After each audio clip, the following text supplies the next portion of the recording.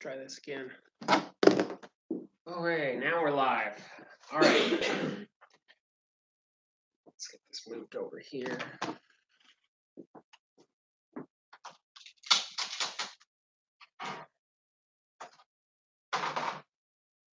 Hey, welcome. We're going to talk about our good old friend Facebook and how to use the platform. We're going to go over how to optimize your current page, make sure you've got everything on there. There's a couple things that many people aren't aware of to make sure you need to turn on. We're going to go over the Facebook pixel and whether or not that's important for your business, how to engage with your current audiences, and to understand the different types of Facebook ads. We're going to go over some of that on the slides and some of it just actually on a live on my Facebook here. And then talking possibly about split testing and further optimizing your ads. So currently right now, we've all been grumbling about it, but right now, a third of humankind has an active Facebook account, and only 25% of those aren't daily. So, and almost all of them are on the phone. So when you're designing stuff, especially keep that in mind. It needs to look good on the phone because that's more than likely what people are looking at. And then the average time spent per visit is 20 minutes. So I didn't find any statistics that say how many times people get on Facebook, but we're apparently on it a lot longer. Oh, I'm just going to get on Facebook for 5 minutes. That doesn't tend to be the case. So people are actually looking for quite a long time. So in using Facebook, it's important to kind of before you get on the platform as a documentation to really understand who you're looking for, even if it's maybe not exactly what Facebook can tell you. Whenever you're looking for an audience on there, try to gather as much information as you have preliminary to, what they like. And you can really view Facebook as a sales funnel, which is possible. I ran Facebook ads for the open house for this, and $300 got me 230 people. So, I mean, if it's the right content and the right audience, it still is a very, very valuable, very valuable asset. And so first top level is just kind of letting people know who you are. The goal is to attract them. But especially if you've got something that's coming up for free or an event like we did for this, getting those promotions out there, getting people's contact information, capturing their leads, and then eventually, once you've moved this far, you can even put ads in front of people who have previously visited your site, and that's through the Facebook pixel and getting people, once you're tracking that you know that they're on your site, that you can do further. One thing, I think everybody gets this here, but I'm still running into people creating personal profiles for Facebook business activities, and there's absolutely no reason to do this. So just don't do it. But everybody here knows that. I did one up in Tennessee, and I've got a couple people who had told me they just met somebody who was started a business and made a profile, and that's just not a good practice. So if you want to change, I would say just making sure that you have claimed a username on your Facebook page and also the URL. There's a lot of people that you'll see still have not claimed their vanity or URL, and it's just best to do that. And you can claim your username through here on the About section. Anyways, one thing I want to make note to everybody is if there is an empty section in your Facebook, fill it with something. Don't leave anything blank, because they basically, kind of like with LinkedIn, they will prioritize those who have put the most effort into their profile. So I would invite you to definitely and I can be bad about this myself sometimes. Go through your entire page and make sure every section has been filled out. It's important for people to find you. So put a menu in. Sure. Yeah. Thanks for reading this section, and right. period, and then you're good. But make sure to fill everything out.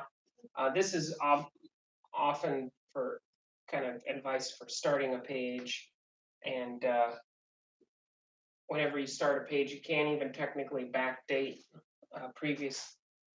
previously, but you can't backdate past the page being started. So that's just something to know. If you ever start a Facebook page, you can't backdate past when this page was started. Believe me, I've tried. Do what? So if you start a new page and you make posts and you try to backdate them, like say that they were posted previously, you can't backdate them past the day that the page was made. Where do you see when the page is? Why would you want? Like if you're trying to create a Facebook that looks like it's been around longer than it has. Just a little side note for using. What'd you ask? Where do you see when it was created? I don't know if that it says that. It just Facebook knows when it was created, and if you try to backdate You past, just keep going back. if you try to do a post in 2007, it's not going to let you. Facebook really wasn't a thing then, so Oh, your activity log might do it. yeah, if you go all the way back, if you want to scroll that far. Advice for your business profile. I see a whole lot of people putting a picture of a recent thing or something. And I would say the best practice is to put a logo as large as possible, because keeping in mind, again, it'll look, you can see it on desktop if it's a picture, but again, 80-90% are on the phone, and the logo is going to be about, the profile pic is going to be about this big. So make sure that whatever is in your profile photo is recognizable and simple. Again, sometimes it's tempting to put something outside. Fall prey to that as well. Again, checklist. Make sure that you've got your vanity URL. And also, if you're wanting people to find your page about specific things, keywords really are important here too. So make sure, like if you're real estate, that you're using all the real estate words inside your about section and stuff, because that will actually help Facebook decide where you show up. So there is a level of SEO even within there. And then to boost your Facebook's presence on the internet, it's the same as anything else. Make sure that you put some links on your page, other pages, as many pages as you can to help improve its rank. Should the about stuff be wordy or short and sweet? I want short and sweet just because I don't like reading that junk on other people's pages. Yeah. But I didn't know if what you're saying, if it helps it get ranked higher, or should I? I would say now, if you look at the about section, it cuts off after about 2 sentences. So whatever, and you have to click the read more. So say whatever's most important before it gets cut off. Yeah. And then past that, I mean, on average, I see a good one's probably about 2 or 3 paragraphs, just because it gives you enough time to put in what you do. So wordy enough to get in everything that you need to. And if someone does read it, because people are starting to search more via social media than they are Google. Well, search more comparatively in the past. Google is still #1, but interesting one that's recently been happening is all these people asking for recommendations. Have you noticed that? Like friends asking for recommendations, and it's got the map. Kind of a new feature that they're testing. I don't have any advice on that yet because it's so new that there's no studies out to say if it's effective or not. But there's really no way a business can. I wonder if partly they're testing this recommendation thing to then basically pipe into the ads. Someone starts asking for a recommendation of a certain type of business, they're more than likely to let advertisers have that data of this person, like probably make you pay a premium. This person said they're looking for this. So I have a feeling that's where they're moving towards with that recommendation thing. It's not to be helpful. Of course not. So we'll keep an eye on that and see how that goes. As far as putting keywords into your Facebook page, uh, there's a lot of ways that, and we'll cover this more in actual SEO one in June. But the auto completes in Google, whenever you're trying to find phrases to write blog posts or stuff for Facebook, content for Facebook, writing an about page, the auto completes tell you what people are exactly searching for. Those aren't Google guessing. That's Google showing you record wise what they're searching. So, like when you start typing in cats are whatever's afterwards are what people really think cats are. And probably the first word is funny. So you're saying do that in Facebook at the top on the search too? You can do that in Facebook's, but also to generate ideas for keywords and stuff, do it in Google and Amazon and just kind of check all those different sites and see what kind of autocomplete sentences come up. This is great research. This is great market research to really tell you what people are looking for. For homes, it'll let you know, like when someone puts in new homes for sale in Huntsville, what's the phrases they put after that? Autocomplete will probably tell you. So this is just a great practice to do in any kind of marketing research. Also, there's some great tools. Obviously, Google AdWords has keywords that tell you specifically what people are searching. Google Trends is really cool. Has anyone ever used Google Trends? This one actually tells you how much it gets searched for over time, the popularity of that phrase. So, oh, hi. Take a seat. Have a seat.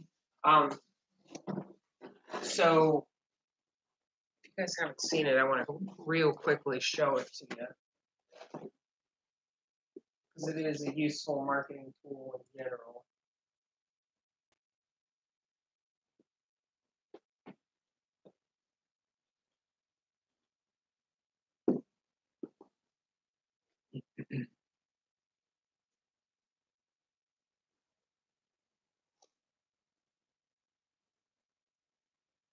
Well, that's sad. How do you spell it is trending upward. You can't even spell stuff anymore. So this is and just crazy amounts of data that they have. This tells you which parts of the United States are trending Cardi B, Beyonce, or The Weeknd. The Weeknd is not on there. But if you go up here and say,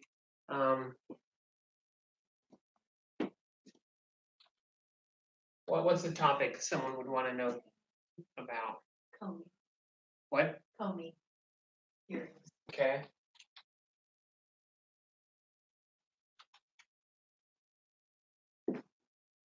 So this will show you over time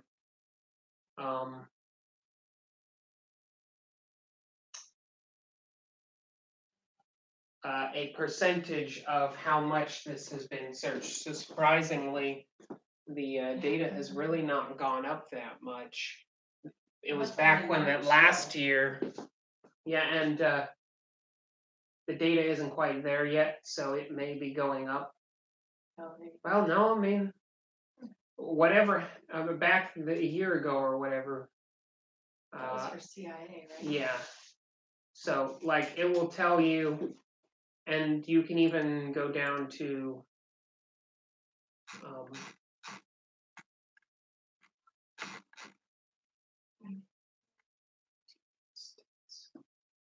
so you can even go down to state level and see what kinds of things are. Apparently, it doesn't get searched enough here in Alabama because they don't care. But I can guarantee you, if we do, hunting. Yeah, there it is. So it'll show you. Isn't that? I mean, I've never shot an animal before, not because I don't eat meat. I just have never had the interest. Isn't that hunting season? Like later in the end of the year.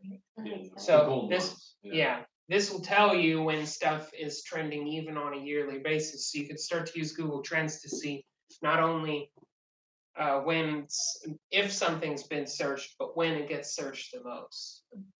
This is a really useful tool for all marketing activities. It is a great tool for marketing research in general. So definitely recommend that you get familiar with that. And then there's even some third-party websites like longtailpro.com, which will generate a list of longer keywords of specific phrases that people are looking for. And the best way to just find what to put on your Facebook is to steal ideas from your competitors. Because if it's working for them, it'll probably work for you. And there's no rule against it. So just don't copy what they say word for word, and you'll be good. So now we've kind of gone over optimizing your page. Let's talk a little bit about the ads, because that's oftentimes the most popular questions that I get about Facebook is how to run the ads, because this is not the world's most user-friendly thing. But in creating an ad, I would say that there are 3 must-have elements. First, recognizable of who you are, the logo and the brand. Value proposition, what are you offering? And then call to action, what are they going to do about it?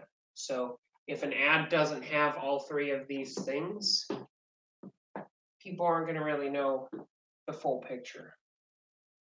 So there's multiple ways that you can create a Facebook ad. Many times people just immediately boost through the front right on the post, but there are a whole lot more options available to you within the Facebook Ads Manager. You can either go to the page and click promote, or up in the top, the little drop down, you click that and go down to create ads. Either of these will take you into the Facebook Ads Manager.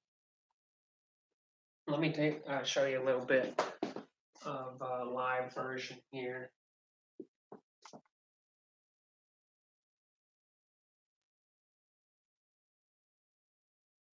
This is kind of like inviting somebody over to look at your house and it's dirty.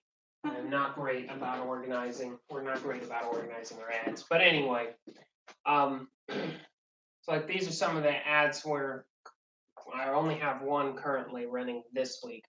But this is what the Facebook Ads Manager looks like, and all the different pages that I might say for you to look at.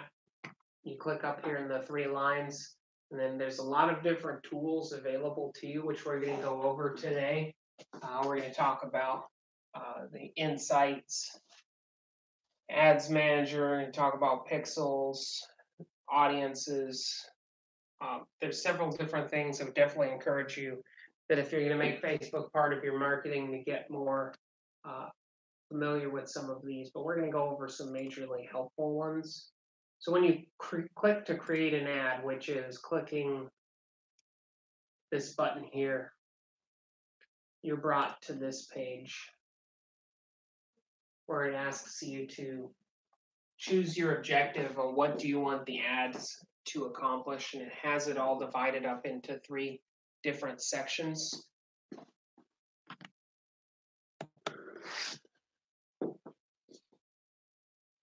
It has awareness, just letting people know who you are, consideration, actual driving of traffic, and then conversion is optimized for actual online e-commerce.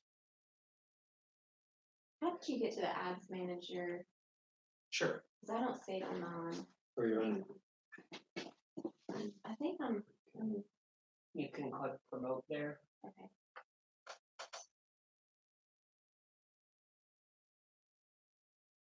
Because we run ads.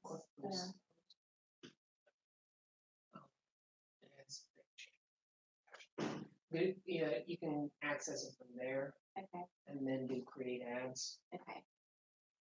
That one will bite you directly, and they switch every once in a while. But I know that top one, the drop down create ads, that will bring you into the ads manager. Okay.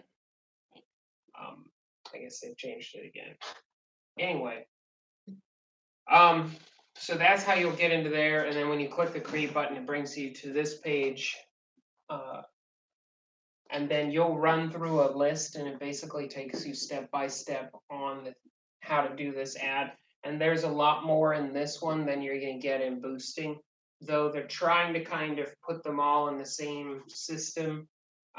they're still kind of using the front-facing boost mechanism, and then this back-end more robust system. So we're going to go through the functionality of each level. So campaign was picking one of these. That's the objective. And then when you go to add account, it's going to be asking, basically you'll make a name for that actual ad. And you set different settings on there, and it'll ask you to identify a page. Then when you go into the actual ad set level, this is where you choose to run your ad to whom. So creating the page, it'll tell you the audience. This is where all of the actual details of the ad are run. And I'm top level talking about it. We're going to go into more detail. Okay. Go ahead. No, that's good. Just top level here, just kind of going through how you would do it. You can choose the different types of pictures that you're going to run within your ad. We're going to actually just run through a dummy ad. I'm just kind of running through here. And then once you confirm, you'll be redirected back to the top level ads manager page from which you can see a pending review. It'll usually approve it within anywhere from a few hours to 24 hours. And then, but once you've clicked start, you'll never be able to go back to these pages for an ad. You have to edit them through a sidebar. So once it's done, make sure you've checked everything, because the easiest way to top level change an ad is to do it before you approve it, because then otherwise you've got to click down into individual places. It just gets a little more convoluted. So I definitely suggest when creating an ad to just check everything, because once it's out, and some stuff you can't change once it's placed live for review. So again, like I said, if you do want to edit some things on the left side, whenever you highlight an ad, this bar will show up on the side. And again, we'll do this live. You click this and it'll open up, and for whatever section you're looking at, whether it's the overview, the campaign, the ad set, or the ads, it'll let you edit certain things like what it's called or where it's going. Just to review, a campaign can have multiple ad sets. Ad sets can have multiple ads. So if you were a large corporation having many different ads to different audiences of people, that's how they're dividing it up. Most of the time when you run an ad, you're going to have a campaign, a single ad set, and a single ad. Not like when you boost something, that's basically all this is just creating a campaign and creating an ad for that campaign. But you can actually create ad sets that you could copy and paste over all the information into multiple ads. So if you go here, you can create duplicates of the ad and kind of switch things around a little bit for testing. So anyways, back to this front page. Again, the objective for the awareness section is to generate general interest in your service. Don't really expect to be getting leads in this. You're paying for impressions or amount of people just seeing it. So this is not optimized for people to make decisions. If you're looking for branding or just letting people know who you are and you're not really concerned about some kind of conversion, that's what awareness is for. Consideration, if you're wanting to drive traffic to your website or your app, is traffic. Engagement is if you're wanting likes, shares, or comments. App installs, pretty self-explanatory. Video views, so if you've got an ad that's video and you're wanting people to watch your video, not so much convert from your video, but if you just want people to watch it, like when we used to buy TV, want people to watch our ads, this is the one that's optimized for that. Lead generation, Facebook has its own forms. I'm kind of testing this myself. I get mixed bag results online as what people tell that these are effective. I don't know if you've ever done it, but if you click something and Facebook has opened up a name and email form on Facebook, you ever clicked an ad like that? They don't show up a whole lot. This one doesn't get used a whole lot. I'm still trying to test it to see if it's useful on a local level. But you can actually just get people's contact information and they never leave Facebook. And then you can pipe it into your MailChimp. And it's not the easiest thing to set up, but I'm testing that one. And then messages is kind of a thing you can actually, I've not really seen a whole lot, but if you're looking in your messenger, they can actually put ads in between messenger messages. It's kind of a new thing that And they're we do doing. it for open houses. Yeah, So I'll that's, push them through open houses from our realtors so that they'll get a, hey, what, info or requests about it. And it works. It was okay. It was worth doing for an open house to try a few out. So Yeah. They'll just ask about what's going on, so they don't feel like they have to leave or sign up for something. yeah, and this one, it sounds like it works somewhat, but for the most part, a lot of people are going to be using this traffic one. You're trying to drive people to a specific website or trying to get engagement on your post. And then this is where the Facebook pixel comes in handy, is through conversions. So like we talked about on the Google Analytics, when someone fills out a form and then they go to a thank you page, Facebook can also track that and you pay when the person goes to the thank you page. This is probably the most expensive of the ads because you'll tend to pay anywhere from $5 to $30 per conversion because you only pay when someone converts. So that it's a pretty penny when they do convert. And there is some level of paying for impressions because if your pages never convert, Facebook still wants your money. So, and then this is through actual e-commerce sales and then just driving general visits to your e-commerce website. So that's what each of these different objectives is about. Does anybody have any questions about these? No? Okay. Kind of what I said, get in front of people's eyeballs, drive traffic to your website, get people to buy your stuff. That's how you can think about these three. 4 elements of an effective one. I kind of added an additional one that's important is a strong visual, which of course is your branding, and then picture, probably not one of these cheesy stock photos. I would avoid that. And then relevance is also important. You're going to get to select your audience on who the ad's in front of, but do take time to figure out visually and verbally, is this relevant to my audience? Because Facebook can only optimize the audience so much. It's going to get reacted to whether people actually feel that it's relevant to them. And then, of course, value proposition. What are they going to get for interacting with this? And then call to action. How do they interact with this? So whenever you're planning an ad, make sure that you're covering all of these bases. Now, I don't know about you, but I've almost never clicked a desktop right-hand side ad. I've basically ignored them. But the reason I put this one is that it's a really good example of a very concise ad. Immediately you see wine.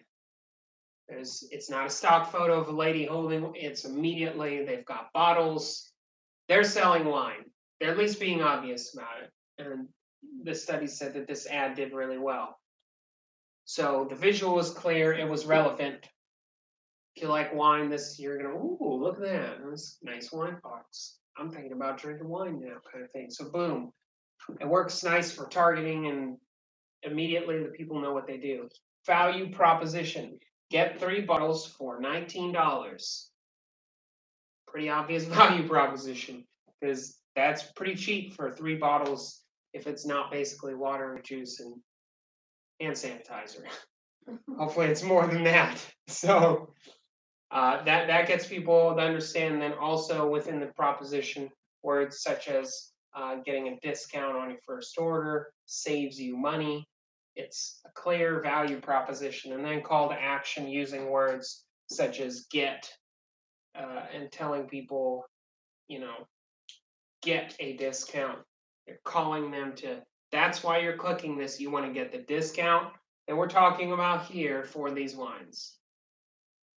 So when you make an ad, writing down visual, relevant, value, and call to action, and making sure it covers all of those. And if it doesn't, work on it. Here's another ad that has the swiping. Here's a couple things that they did really well. You don't want these to all be very similar pictures.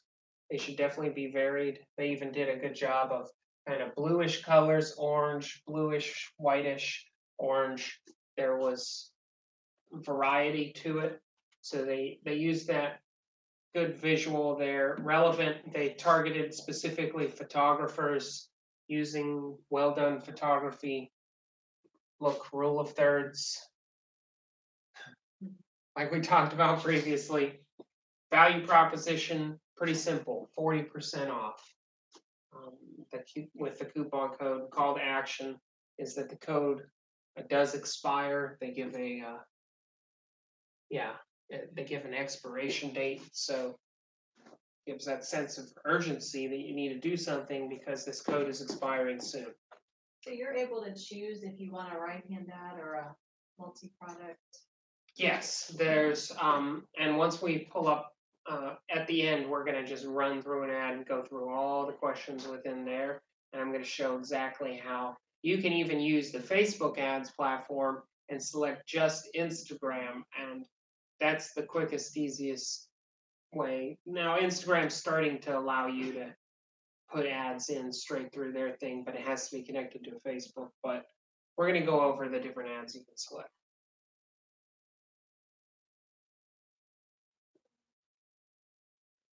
So you can use the targeting options available on the Facebook ads platform. Sometimes they call it the Power Editor to reach your audience. And there's tons of different options, which we're going to go through now. So if you go to here and then go down to create ads, which we've already kind of gone over. Again, top level. You know what? Let's just, I think I've got it in here. Let's just do a live one. When you get to the ad sets, can you go over that? Because I don't understand the difference between an ad set and an audience save. And I want to be able to reuse. I have tons of similar audiences that I reuse again, and I just keep having to build them. And I want to be able to reuse audiences and ad sets, but I don't understand what the point of an ad set is. Sure. You also have a level above it. What do you have? So if you want to just create audiences and manage your audiences, you go up to this top level here in the ad. Basically, this is the business manager that also. How did you get that from your homepage? Sure. You're fine. That's why we're here.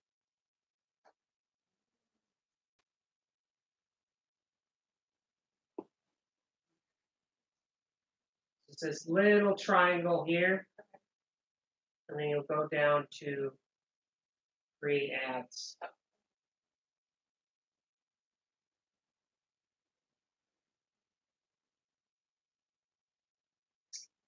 And that'll actually pipe you directly into starting a new ad. But if you want to just look at the ads manager, you can click here. And that will bring you to the top level where all your ads are running, how much you spend on that kind of stuff. So campaigns is when you make top level, I'm going to create an ad campaign. Ad sets. And so that could be multiple ads, right? Yes. The campaign. Yeah. And Exactly. even just a boosted post is a campaign. Basically, yes. Yeah, when you boost, so some of these we just, if you go through and select the right one, yeah, you can just find your boosted stuff from here.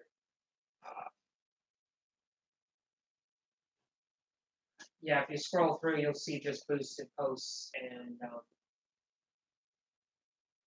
you'll see that once I've selected that one, there was only one ad set, and there was only one ad because it was just a single boosted post. So it made one campaign, one ad set, one actually. Yeah, it'll do that when, so whenever you boost something, it just automatically, Down the yeah, line. Okay. down the line.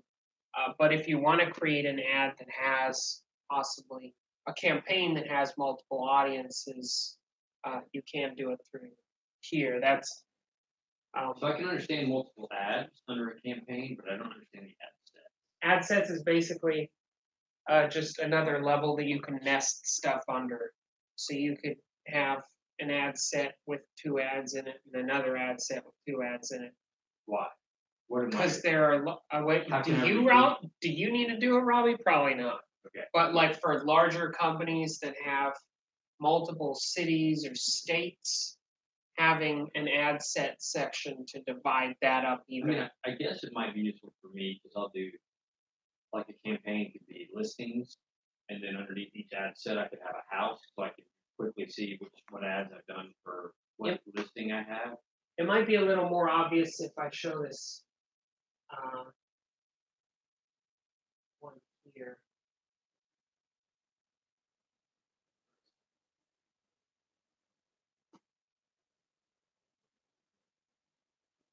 So the ad set is where you set the audience.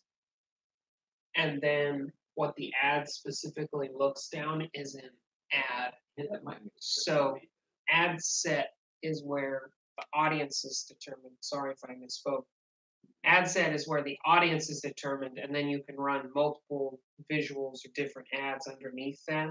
But if you want the same, organize the same kind of campaign, so let's say you're having an open house, but now you want to do people of a different gender or income level, you create a new ad set with a different audience and you run potentially similar ones to that audience down in the ad section. So for different listings, that might make sense as ad sets, because I may have a $600,000 house and a $100,000 house, and that's gonna be completely Right, different and if audience. you do each individual house, then you've got a campaign for every single house, and this way you can nest it under the same campaign.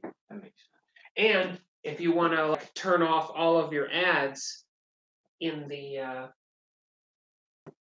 if you want to deactivate all of your ads, you've got to, if you do individual houses, you got to go to campaigns and hit this little off button for every single one. If it's all under a single campaign, you can turn ads off a lot quicker too.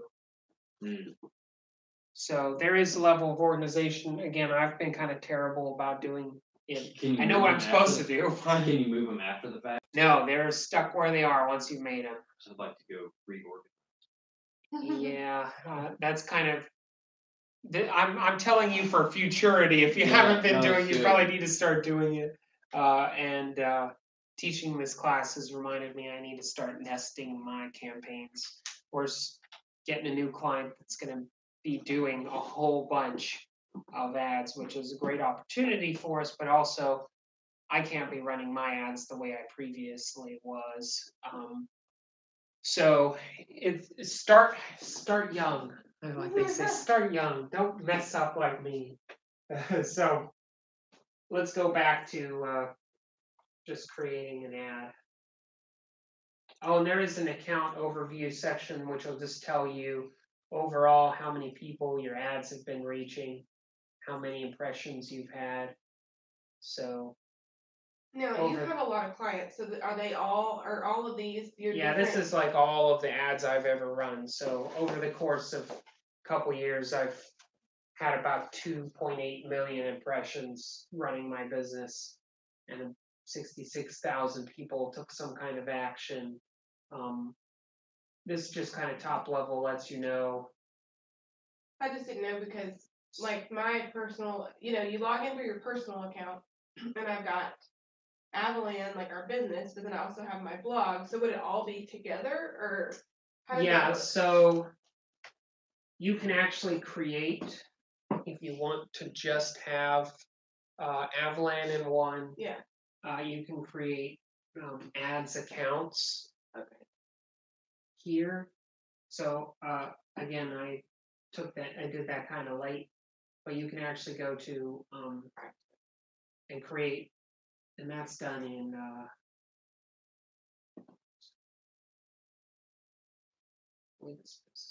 Yeah, you go to Business Manager, and from here, you do Add Account Overview,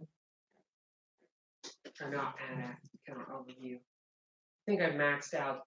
You're only allowed to have like 2, so my Add button is probably gone. But there's a Add Account button where you can have a separate one that run all just your business stuff under that name. So that once you go to Ads Manager, you can change up and say, okay, well, this one's got spine care selected.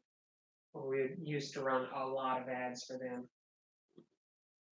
So you can see they're completely different ads. Because right now yours is running through a personal account. Mm-hmm. So, So is this under account overview, is it just showing you results? Is it showing you results from everything like boosted posts and everything? Or just a campaign? anything you're paying money for Is what it's showing. is what it's showing. Okay. So it's your paid reach. It's not gonna really show the organic stuff. It's showing simply if you chuck some money at Facebook for reach, that's the numbers there in the account overview. So if one month you do really well and then another month you don't, does that mean that you're just not spending as much money that month, probably? Well, it's a mixture. It's a mixed bag of things. It could be the amount of money spent. It could be how well people reacted to it. Because if it's highly relevant to people, they're going to react more to it. Your costs will be lower, but you'll be reaching more people. So to say it's any one thing is not possible, but it's a mixture of stuff. But if you have really high reactions on something, like you would want to go back and figure out what happened on On that November day. 23rd, 2016, that had so many people taking actions. That was an ad we ran for Lawlers as the ones that tend to have the most because they've got so many followers. But it'll also tell you over the lifetime how much you've spent on ads, which I'm surprised. Well, that's only one account. I've got others too. I've spent more than 12,000 on Facebook. So anyway, this is how they're a $1 billion company, because just a little old marketing company like me spent $12,000 on it for just a few years, 5 years. So, but what you're really going to want to kind of keep an eye on is all of these. Will tell you results. So whatever your campaign was wanting to do. So here I was trying to get page likes, which is one we're currently running, or post engagements. There's some, this was link clicks. So down here, just tell you how much results your campaign got, what the reach was. This is just how many people it was put in front of, in a sense, that did some kind of, basically to say that they had multiple views versus impressions was just one time, in a sense. So reach meant that people kind of looked at it a little bit more. Impressions just means overall people who had seen it. And then this will tell you your cost per result of basically these results here divided by the amount they spent. How much are you paying? I would say your goal for any ad is if this, except for the conversions one, which can be pretty high, most any other ads you're running, if this hits more than $2, you need to do something else. $2 or $3 if it's, so keep an eye on this. If this starts to rocket upwards, pause it. Because I've seen a lot of people tell me, I ran an ad and I spent $100 and nobody did anything. If they'd been looking at this and it was at $5 or $6, it wasn't optimized properly. They did something wrong, or the ad just wasn't good. So if you're running a current, however many you're running, keep an eye on this. Try to keep it as low as possible.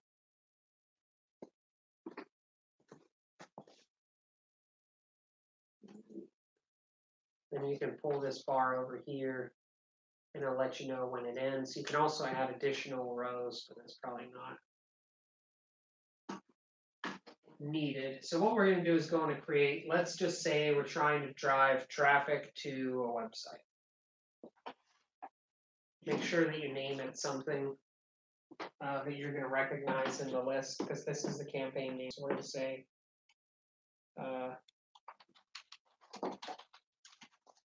we'll just give a Marketology. Let's say I'm holding a open house and I'm just trying to drive people to an Eventbrite. So name it that. Probably be a good idea to also put like June 2018, because if you run multiple open houses, the better your name is for a campaign name, the easier it'll be for you to find it.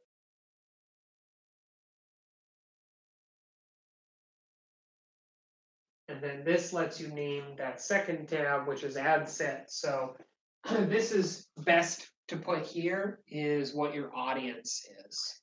Name it by what your audience is. So we're going to say this one is Huntsville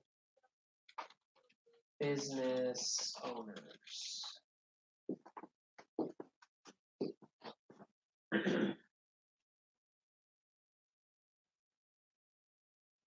So you can choose where you're wanting to drive traffic. Almost all of us will be doing website for the most part.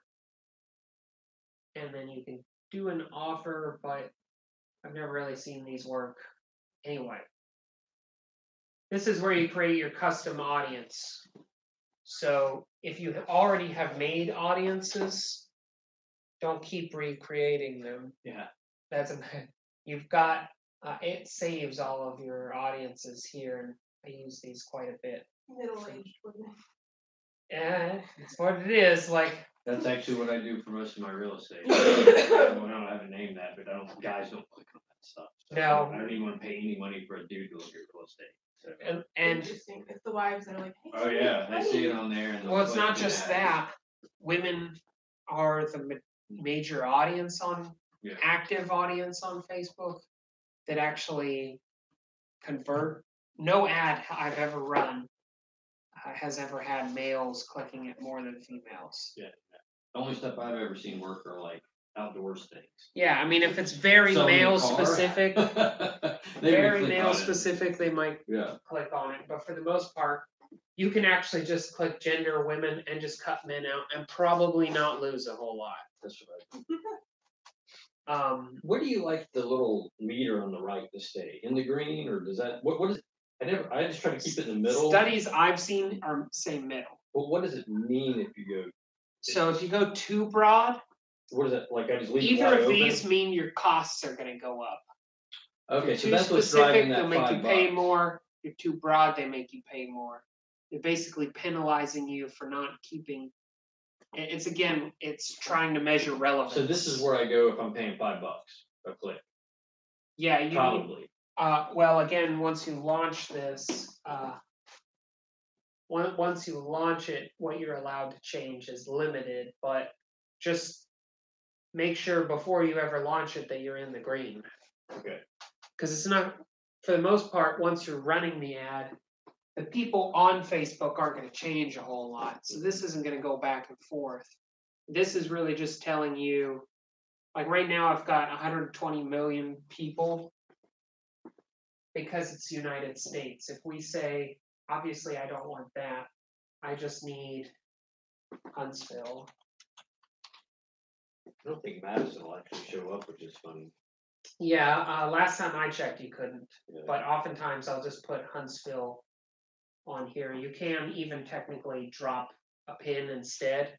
So if you can't get the name and you just want to do Madison, you can drop a pin on it through here. So you can even exclude areas which people aren't aware of. So if you're really wanting to be very specific about something, like I want to run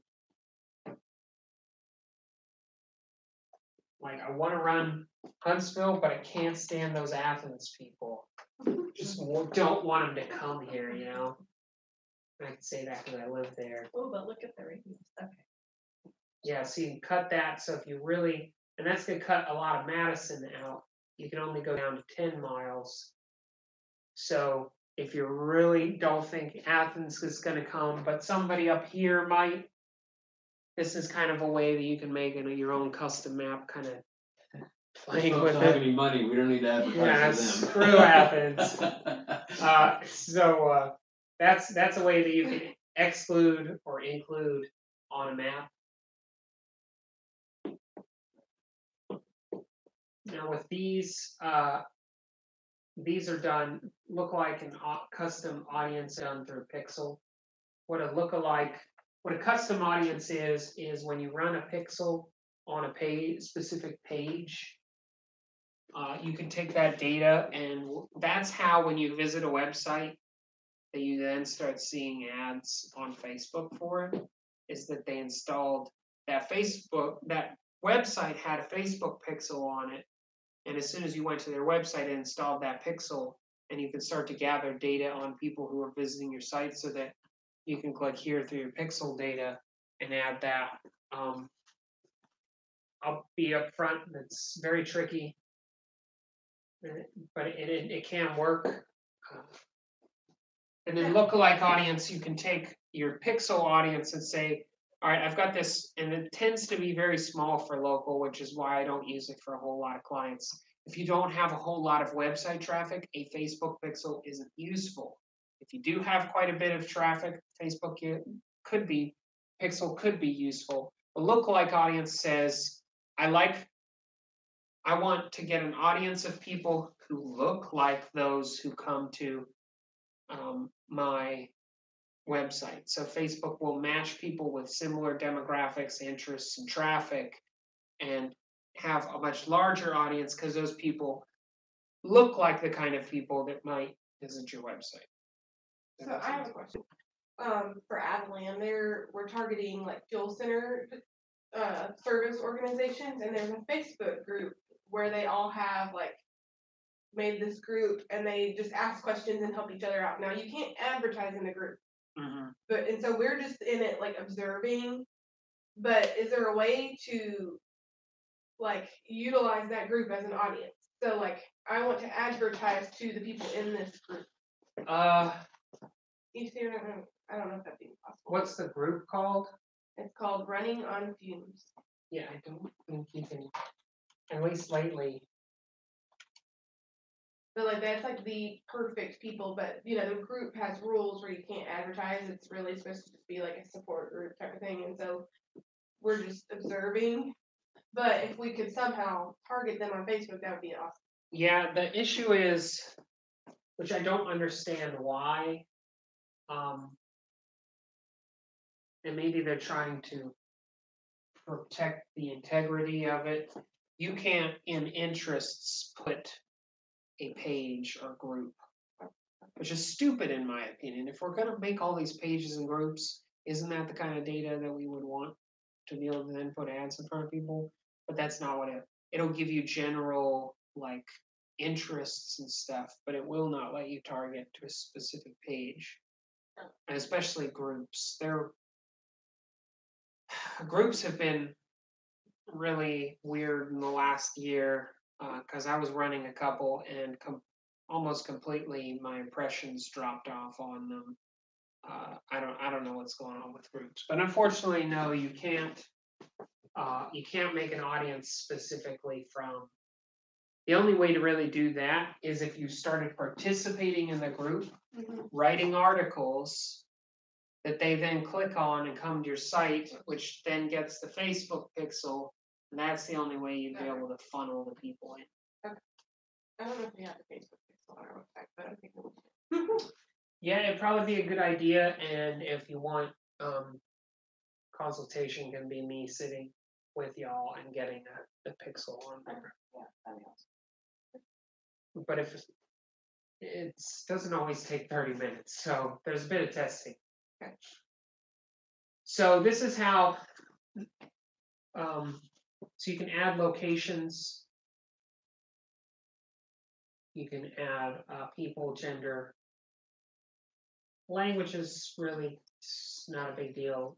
Being here in America, most everybody is reading their Facebook in English. Now you just start searching in here and see what shows up, but you can also click browse and it pops up these 4 different drop downs. And so you can see demographics, you can see likely to engage in conservative or liberal or moderate. You can do parents. This is how I ran the ad for the video game club. I did parents of a certain age group. I did this one and this one. So you can do parents, that's definitely useful. This is why, like, I've even gotten, when I was engaged, I started getting ads specifically for jewelry because you could do engaged. Really think about any kind of status the person is in, whether it's with other people, at work. How do they Different. know about your kid? Here's probably your try and find in the industries. That's a potential. What would you say? Or what did you ask? How do they know about your kids? Like based on what your status is or your pictures or That's the creepy part. that's why I'm like, how do they know? Some speculation I've read is that Facebook's not only paying attention to who gets tagged, but how many people are in the image. There might even they won't say, but there's possibly even software that'll show that the faces on it look kind of like your face, and they can start to guess that you have kids. Also, you're saying stuff about your kids, so we kind of give them signals too, anyways. You post about, the 18-month. See, that's the other thing. You post that picture, it says he's 18 months. You see, especially a millennial thing, you stick him on a blanket and take a picture of him. Was he an animal? Like, that's never made sense to me. Like, take a picture of my cat here. My wife will probably do it. But anyway, from then on, they know your kid's 18 months. They've got data that you've got a kid that's, they can backdate it. They know how old that kid is from now on. Like, Okay. I didn't know if it was pictures or statuses. we're giving all kinds of data to these people. Yeah. You don't even really think about it. What? I love it when they get it wrong though. They can get it wrong. My husband just came in with a big Enfamil container from our mailbox and said, "You need to tell me something." No. So there's the demographics, which are more of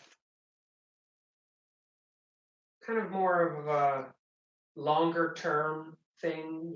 Your education isn't going to change in a while. Your work hopefully isn't going to change in a while.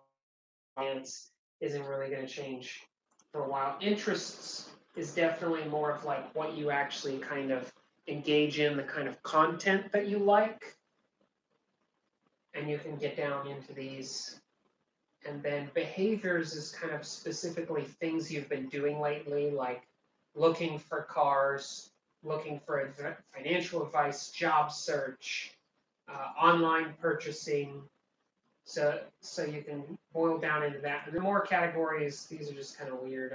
Nail kit, I don't know why that's there. That's the only one. Yeah. And then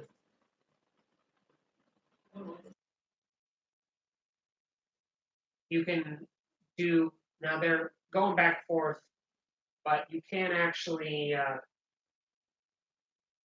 this one's a little complicated. Basically, it's people who are involved in a company with those kinds of things. That one doesn't always make sense to me. I've not really ever used that one. It's a little bit more B2B, and I've not really ever used it. I would have to do a site. For the most part, B2B stuff doesn't do well on Facebook to begin with, because people aren't getting on Facebook to do business. But that's just. And then connections type, you can also run ads to people who like your page, friends of people who like your page. And I would also say, if you're trying to get people who don't already follow you, this is a great one to check. when you're running your ads, don't run ads to people who are already following you. Because if the and that depends. Like with legacy homes, my friends the Hearns that bought a house, they technically fall in your demographic, but there's no point to be advertising to them at this point. So you're trying to get people who have not really talked to you before. So you can oftentimes cut out a little bit of waste, especially if you have a larger audience. Those people are kind of already engaging with you. If they need a house, they see your posts. So this is a great thing to just exclude people who currently already follow you, especially when you're trying to do a promotion or an ad that is catered towards getting new followers.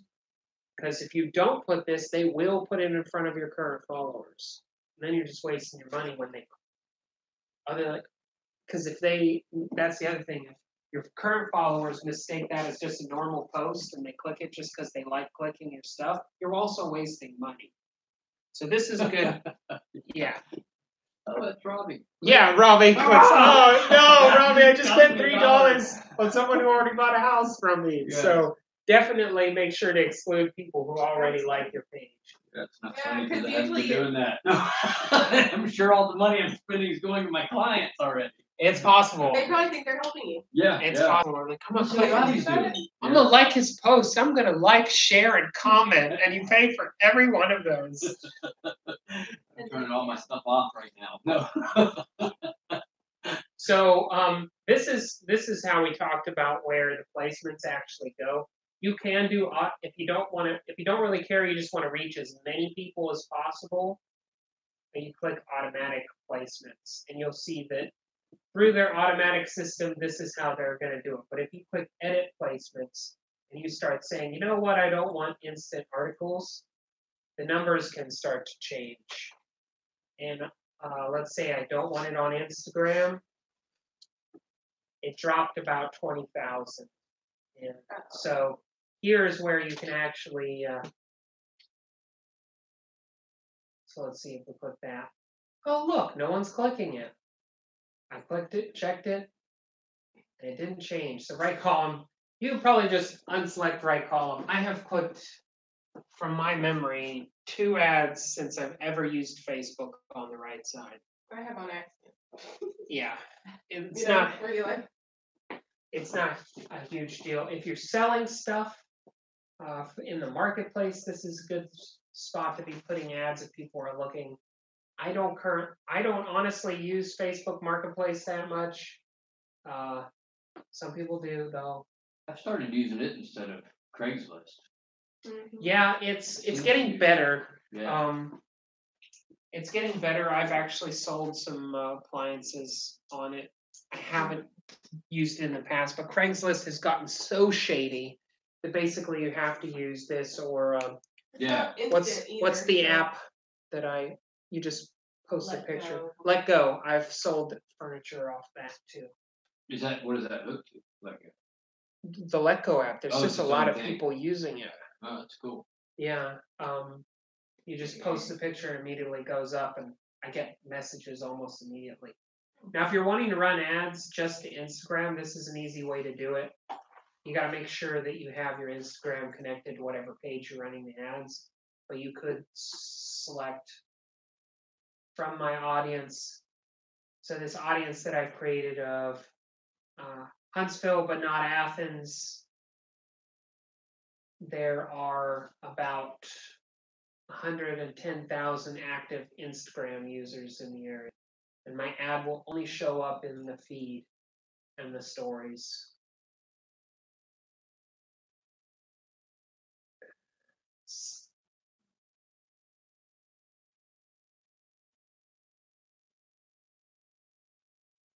I find Instagram interesting because a lot of people don't leave from Instagram; they just stay on there. Well, actually, I mean, Like you just scroll. I guess it's I've bought stuff off of You have? Instagram. Yeah, I mean, there at least studies right now say that Instagram, in some cases, especially e-commerce, has higher conversions than Facebook does.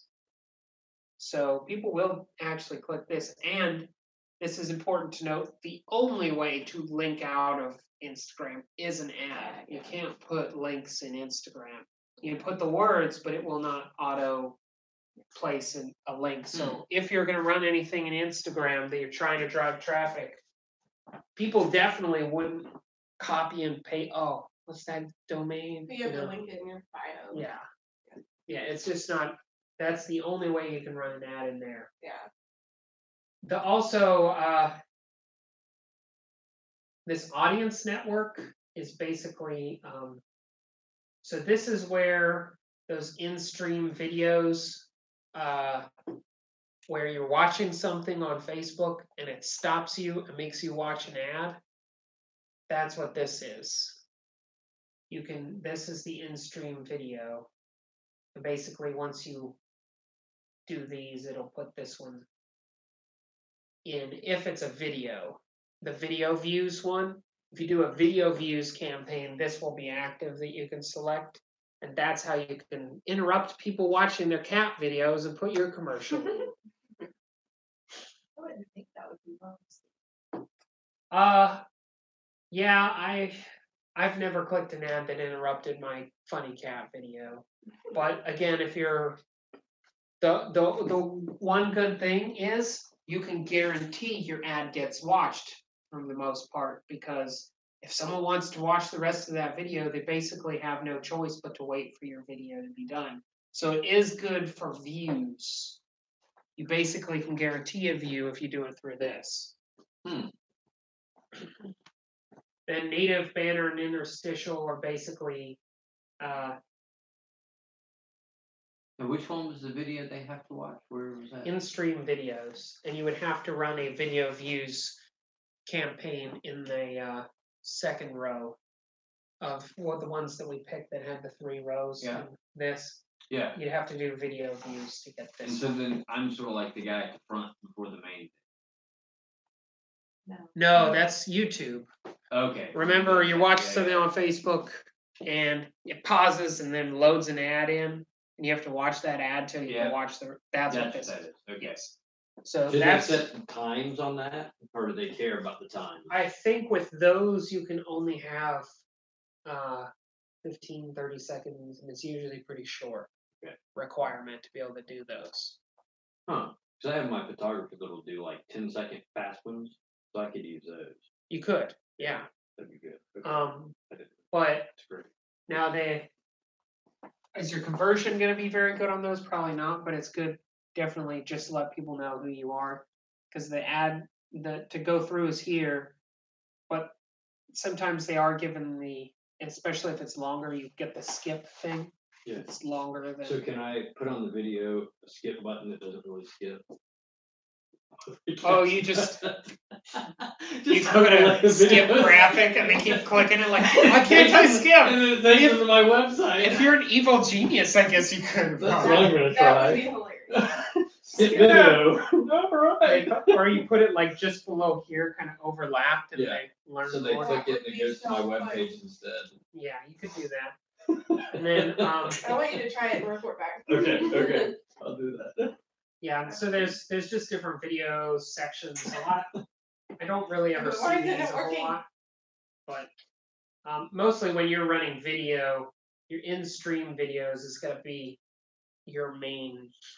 This is just like on the feed. This is where you're gonna get most of your positive reaction, is just from the feed itself when you do video stuff.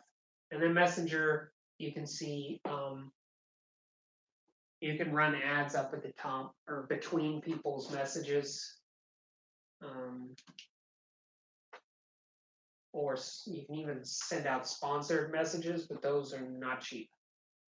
So this is how you select where the ads actually go. But if you don't want to mess with all of that, for the most part, you're trying to keep your costs balanced. Instagram kind of does it on the fly by itself. So you can just do this if you don't want to select stuff. All right, there's a couple important things with this. Budget and schedule. So if you do daily budget, I've had a couple people not pay attention, and they do this. Guess what happens a year from now? You're still paying Facebook $20. Please be very careful when you create an ad. If you're not paying attention, they have no conscience of this person's dropped $1,000 on this ad. Should we stop it? It will just run continuously. So be very careful not to do this. Always set a start and end time, or you can do a lifetime budget, and that just gives you time as well. You'll either run out of money or you run out of time. And almost always you'll run out of money. Because their goal is to get as much of your money as possible. Yeah. Unless your ads are just doing absolutely terrible, you will almost always run out of money. Daily budget's kind of good if you just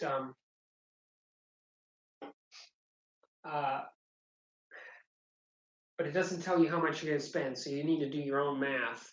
You put 20, how much could I potentially spend in the next 30 days? I could spend $600. So make sure you kind of keep that in mind. If you want to, let's say, do like 40, so it's 1,500 to 4,700. You kind of have to play with, if you're really trying to get something out, you got a big budget to just blast out to something.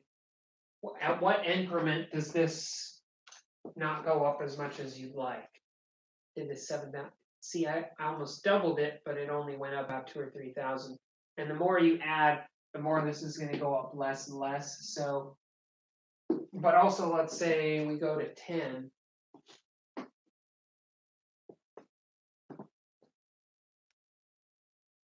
So between 10 and 20,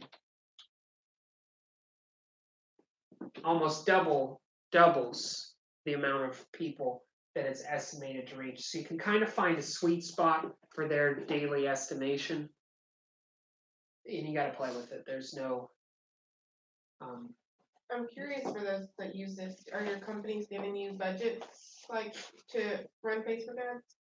Yeah, with my clients, I just get like a monthly budget. So we just have to we'll sometimes run an ad for a specific event, or some of them are just trying to get more reach. And so we'll run some ads that are just like for the Pillbox Pharmacy, we're just running ads to get them more followers because they really just need a larger audience.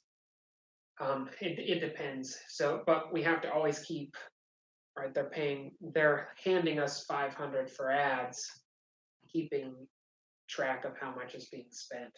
Because if you don't pay attention, you can outspend what they handed you, and then I can't ask for more money. I spend more than I'm supposed to. So, always keep in mind that sometimes it's good to have. I would suggest like a spreadsheet of I've got this budget, and you kind of make your ads out and say, I'm going to spend this much on this one, this much on this one this month, and just kind of keep yourself accountable. So put in a plug for yourself real quick. How do you handle this cost? What's the percent? If I say I want to spend this much, you just charge a percentage of that, or how does that work? So I don't do ads for anyone unless I'm also running their Facebook for them.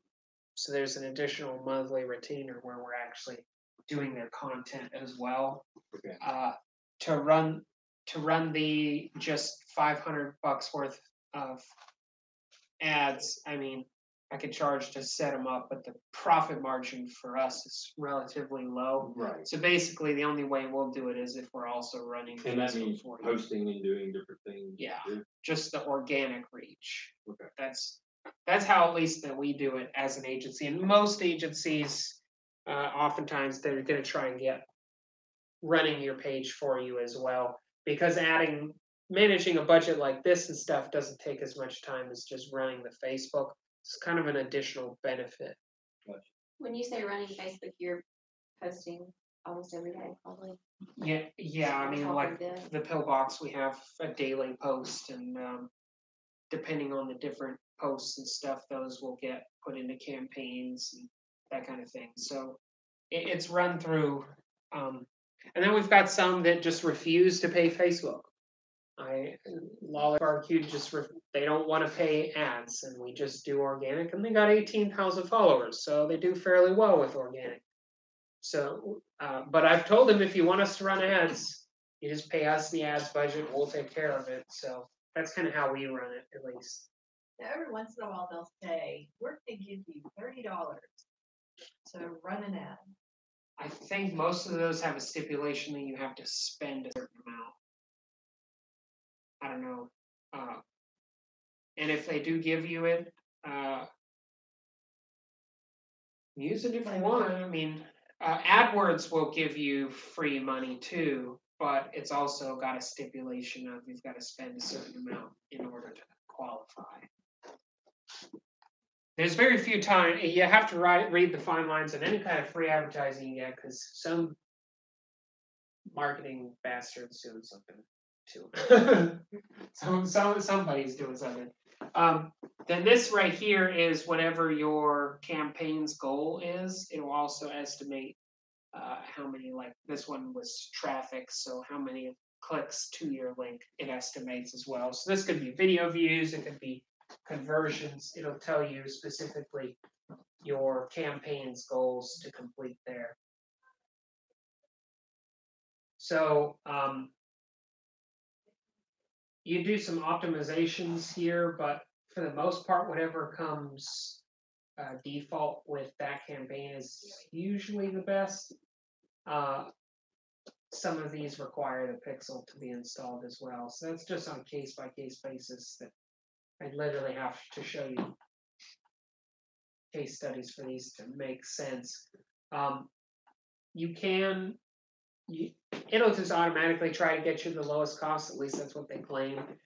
If you really don't want to pay more than something per click, like if you want to keep that to $2, like I said, you can technically set a cap limit, which may reduce these numbers here.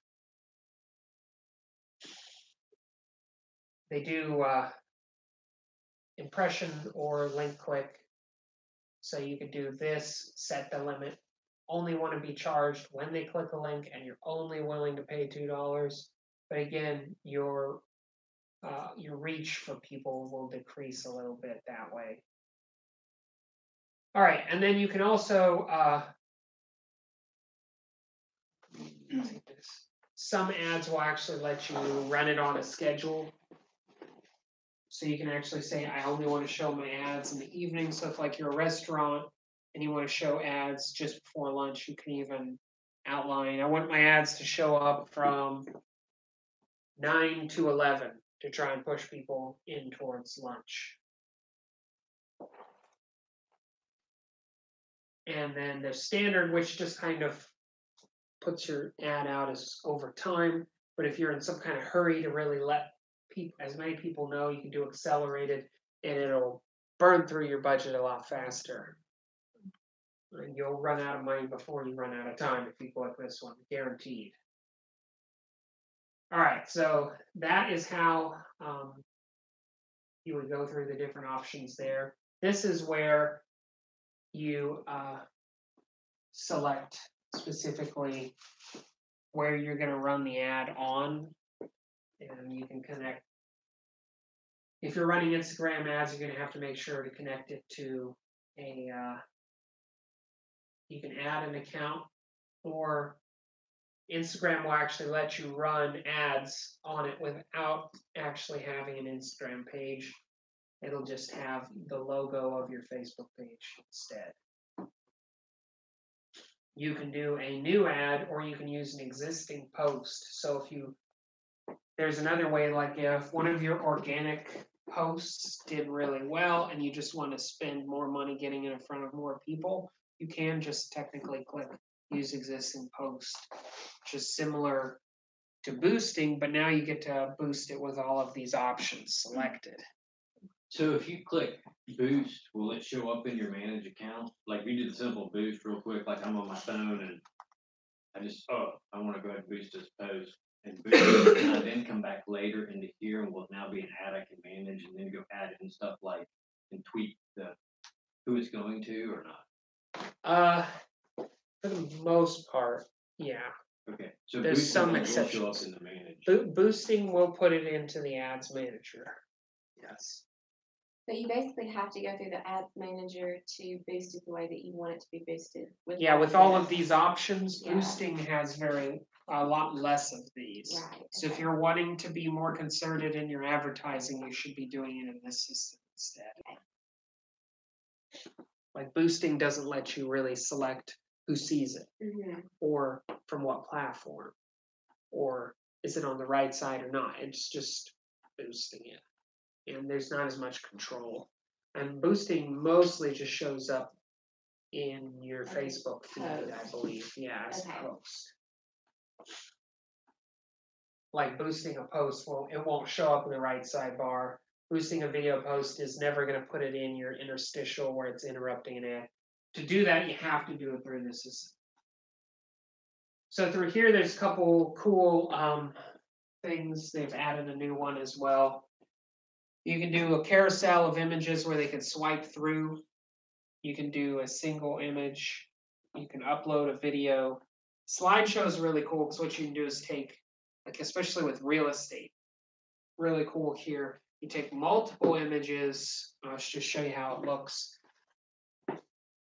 Rather than do it, I would say if you got multiple images and you've got time, do a slideshow rather than a carousel. Because this is, what you do is you upload pictures. So let's say I want to do pictures of my open house for the video game club. I click confirm. It puts them all together. It stitches them together. You can see how long each picture lasts and fade in between them. This is all, again, perfect for a house. It just slides through, but it's now a video, which videos do better than just single images. And I visually show far more than a single image could. So slideshow is definitely And one I that's recommend. good for web or Web or phone, yeah. okay. So slideshow is one that I've seen do fairly well. I've got an ad running for Pillbox that is a slideshow one that's doing excellent, driving them 10 to 20 new likes every single day. What's Pillbox? Their pharmacy indicator.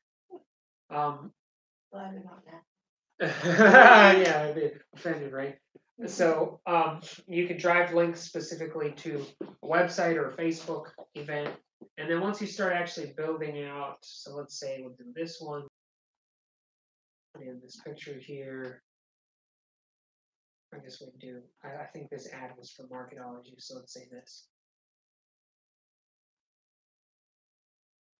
So once you've got I've got the wrong page.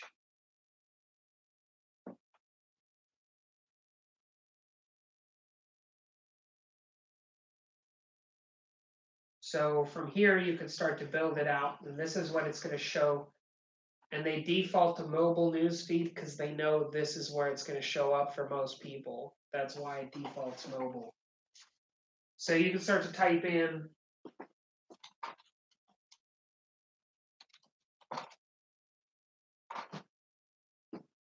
so you'll see that the text is what's up here, and then you'll put the URL there,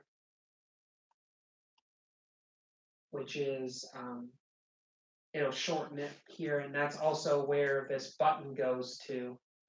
Then you have the headline, which is the big black text here, and then try to choose one of these that is closest to what you're wanting them to do, whether apply or book or watch more. Just choose one that best summarizes what your call to action is going to be. I have not yet used this one, so so it looks like this one is more for e-commerce. You can't even technically run ads in multiple languages if you were doing that. Then display link, if you wanted to say Eventbrite /Marketology, just to change this here, you can. And then this down here.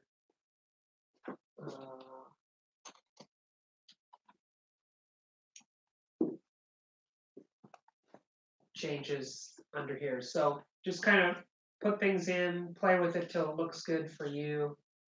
And if you have a Facebook pixel, you can assign basically that your wherever they're landing here, it has the pixel on it. So you're wanting to track. How do I explain this? If you activate this and this is going to a page that has the pixel on it, and the pixel will give you a bit more data on people that are going to that. And when they click it, it'll add those people to your pixel, to your lookalike audiences and all of that stuff. It's not the easiest thing to explain, but basically if you're wanting to do additional tracking through Facebook, you would activate your pixel here, and you only get, unfortunately, you only get one pixel. So if you're using multiple sites and stuff, you just name it whatever you want. You get one for your whole account, which is stupid. But anyway, keep in mind that it's going to say, because this has got a lot of words in it, it will pre-warn you about that thing we've talked about, too much text being an ad. Sometimes you'll put in an image and it'll still put this, so click request manual review, but do keep in mind if you request a manual review, it could take anywhere from 24 to 48 hours for your ad. So it may just be better to upload a different picture and see if it doesn't pull this on you. So And then, will it not post at all again? no, it'll tell you there's too much text in it, and it's going to reach fewer people, but by golly, they'll still keep charging you. Okay. So this is going to mean you're paying more for your ad. That's really what it's saying. So make sure to avoid this at all costs, literally at all costs. So this is how you would, that's all the steps. If I click confirm, this would put it in the system and start running the ad. And then once we go back here to the ads manager, go to ad sets, and I want to add more to this one. I can go here and create an ad specifically in this ad set that way. So if you're having multiple ads. And then why do you do it in that ad set? So this, let's say this ad set has a specific audience. If you want to run multiple ads to the same audience, you would do it through under the ad So set. you're basically doing it for the audience. Yes. Okay. But you could basically call this audiences, Okay. but they're audience ad sets. Speaking of audiences, since we're already in that subject,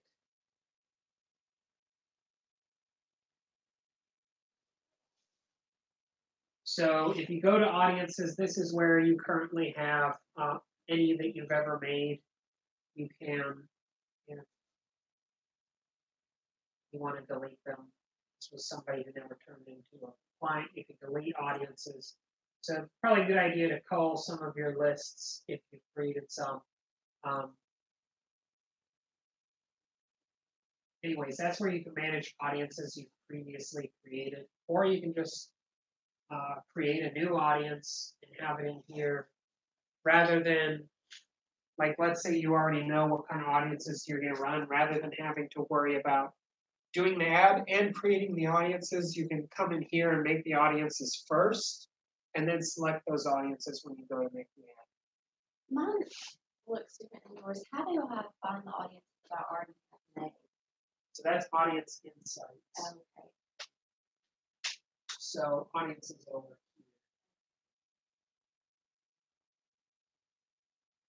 here. Okay.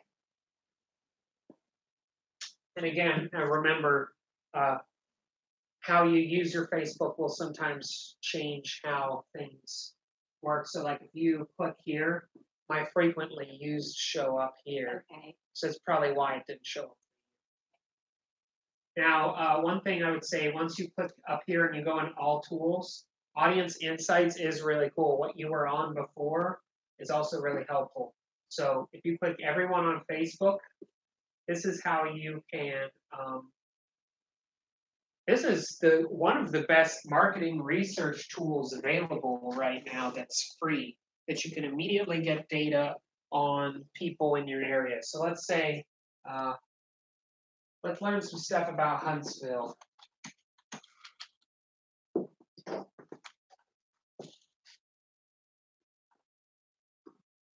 All right, so 54% of all of Huntsville Facebook users are women.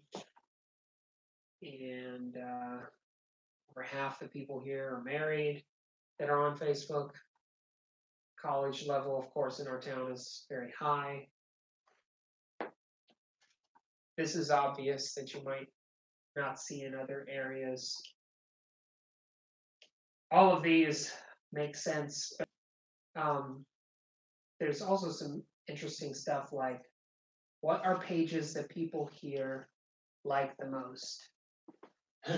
Sadly, cake and donuts.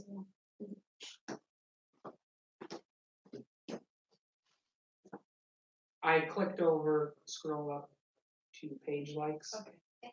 Yeah. So if you want to see if you're going to create an ad and you're running it to a specific audience, you can put the data of the audience that you made into this and see what that audience likes, what's the demographics of that entire audience. So before you even run ads, you can put in people's information.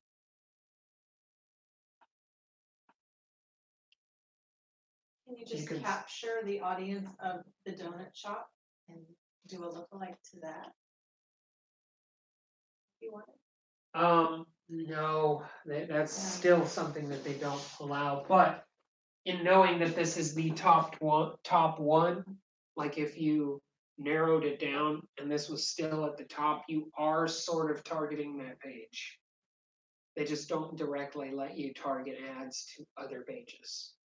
Don't know why, it's just a thing they don't do. So all that is showing us that these pages have the most likes, basically, right?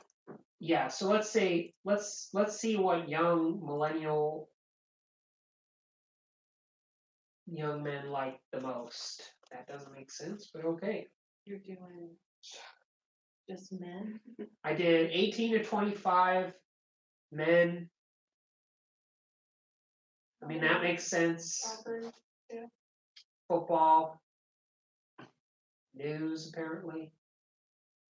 BET music. Let's see, women of the same age. Hair Queen Beauty, Huntsville AL, okay. Huntsville Animal Services. So, Bridge Street.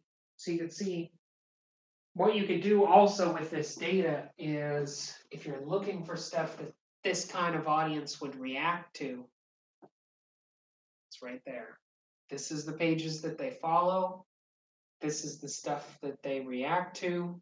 So even if you're building homes, So if you they put a like puppy dogs, in it, yeah. it might get They like animals. So. reactions. Yeah. Like you can start to connect the dots on the data Okay. in a sense for organic marketing, for your ads, when you're about to run an ad, like look through all this different stuff, it'll tell you.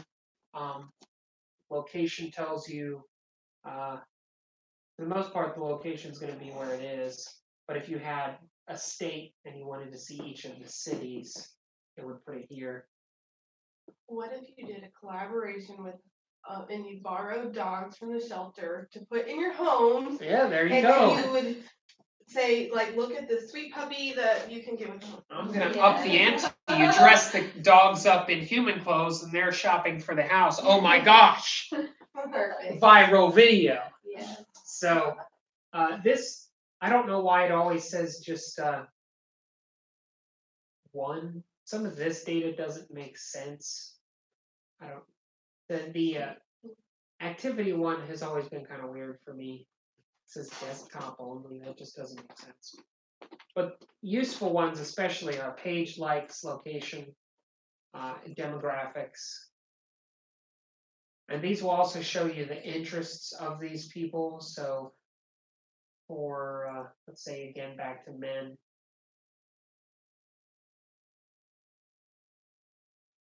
This is their job titles. Give me a second. There we go. So to show you different kinds of things for each of these. You can even narrow it down to people that have interests in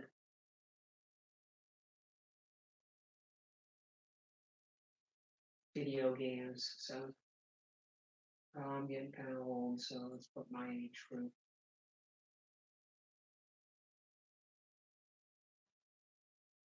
So you can see, what the job title is of those people.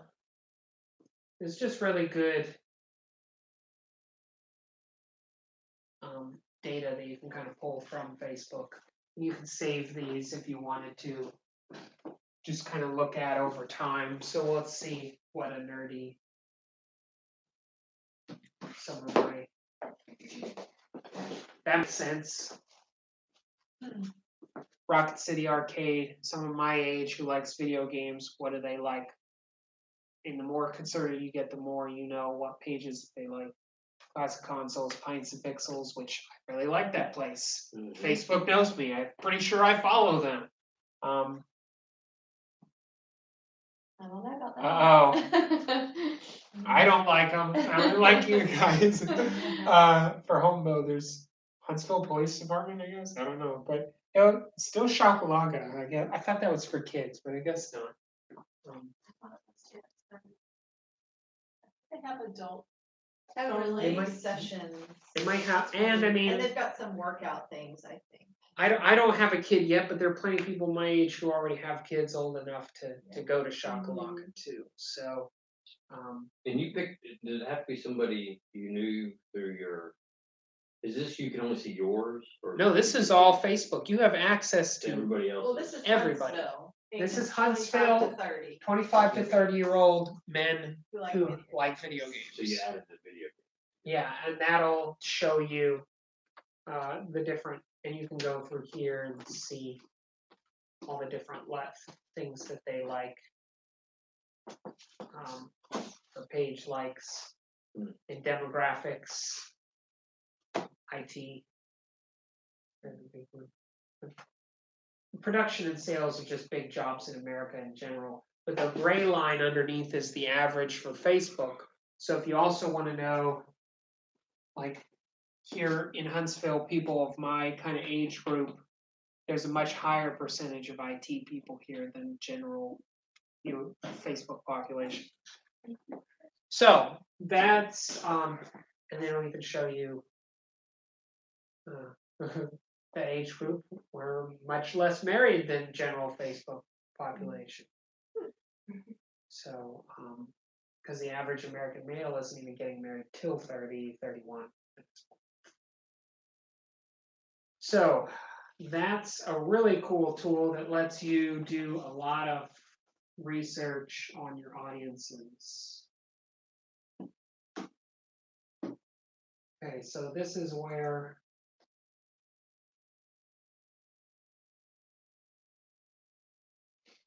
if you don't have a pixel, this is where it would be claimed. It will also show you how many events or leads or things that it's gotten in a certain amount of time. So the tracking of how many events has occurred, and you can get specific with all of that. Again, don't want to dive too deep into that, but you can take this Facebook Pixel stuff and also integrate it into other platforms.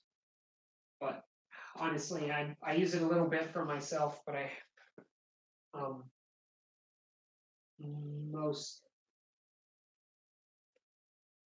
most local people aren't using it just because if you've got less than 2,000 visits per month and you're not actively running Facebook ads, there's kind of a threshold where Facebook pixel data is really not gonna be super useful. So I guess it's probably something individually you could talk to me about whether or not we'd have to review, what are you gonna do with that data, that kind of stuff. But it can be useful if you decide to use it and you're a good fit for it.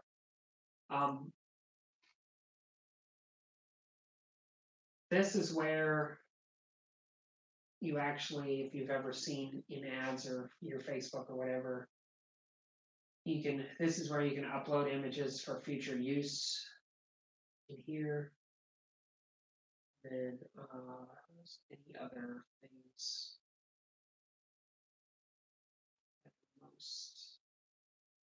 I would say you can go through it, but what we've kind of gone over are the main things that you're going to use.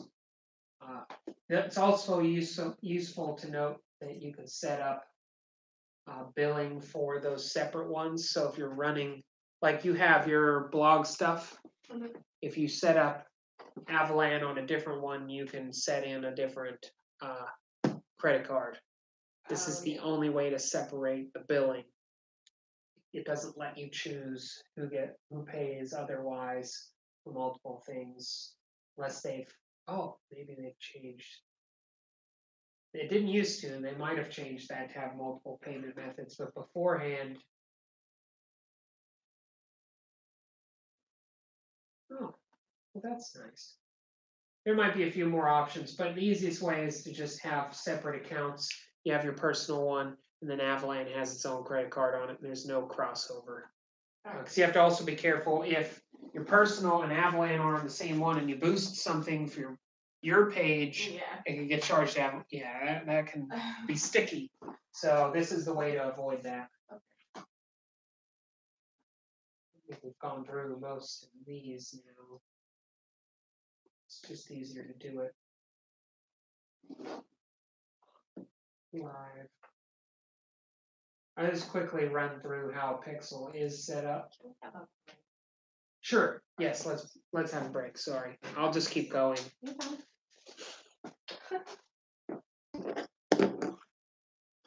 Yes, there are restrooms over here. You use the restroom. Do they have coffee up front? Do you know? Is it possible to get any? Or if it's there, can I grab it and run, or should I just Yeah, you ask for forgiveness and go for it? Yeah, go ahead and get something. If they ask me, I'll just pay for a cup or whatever. It's not a big deal. They do have a machine up front. I never use it, so if y'all want to go drink the coffee's technically for us as well, but if you want to go drink my coffee, I will go drink a coffee I at the front.